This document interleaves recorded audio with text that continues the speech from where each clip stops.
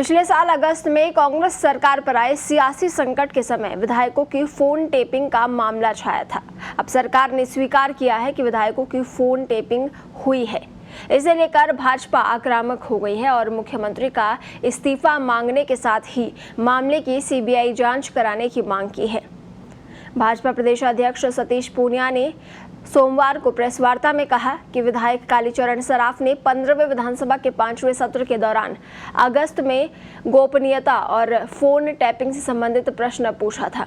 अमूमन 1 महीने के भीतर प्रश्नों का जवाब दे दिया जाता है, मगर इस प्रश्न का जवाब अब आया है, जिसमें पुलिस ने स्वीकार किया है कि विधायकों की फोन टैपिंग हुई थी। पूनिया ने कहा कि मुख्य सचिव स्तर के अधिकारी ने इस बात की स्पष्ट मनाही की थी कि फोन टैपिंग नहीं हुई है।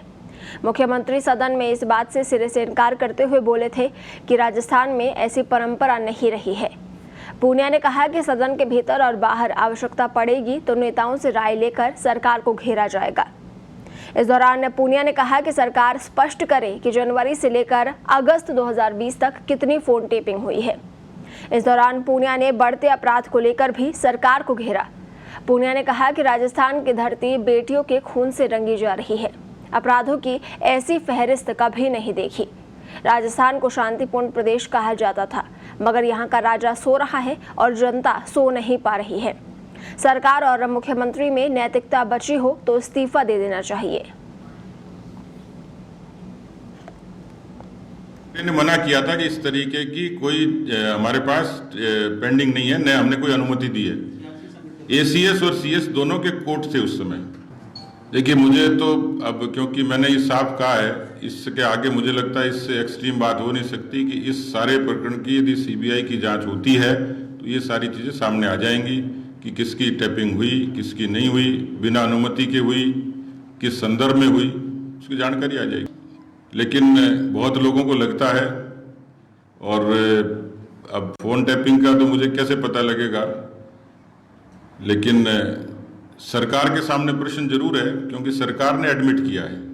विधानसभा के सदन के किसी प्रश्न का जवाब उससे बड़ा कोई प्रमाण हो नहीं सकता कि उन्होंने ये एडमिट किया, यानी किया है, इसका मतलब आगे भी संभावनाएं हो सकती हैं।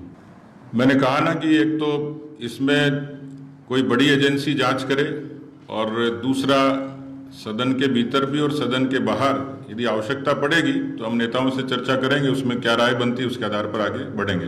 उसमें स्वीकार किया इस बात के लिए कि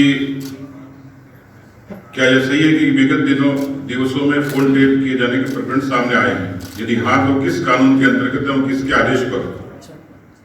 उसका जवाब है, लोक सुरक्षा या लोक व्यवस्था के हित में या किसी ऐसे अपराध को प्रोत्साहित होने से रोकने के लिए जिससे लोक सुरक्षा या लोक व्यवस्था को खतरा हो, टेलीफोन अंतरावरोध भारतीय तार अधिनियम की धारा 1885 की धारा 5(2), भारतीय तार अधिनियम संशोधित नियम 2007 के नियम 419A और आईटी एक्ट की धारा आईटी एक्ट अधिनियम 2000 की धारा 69 में वर्णित प्रावधान के अनुसार सक्षम अधिकारी की स्वीकृति के उपरांत ही किया जाता है।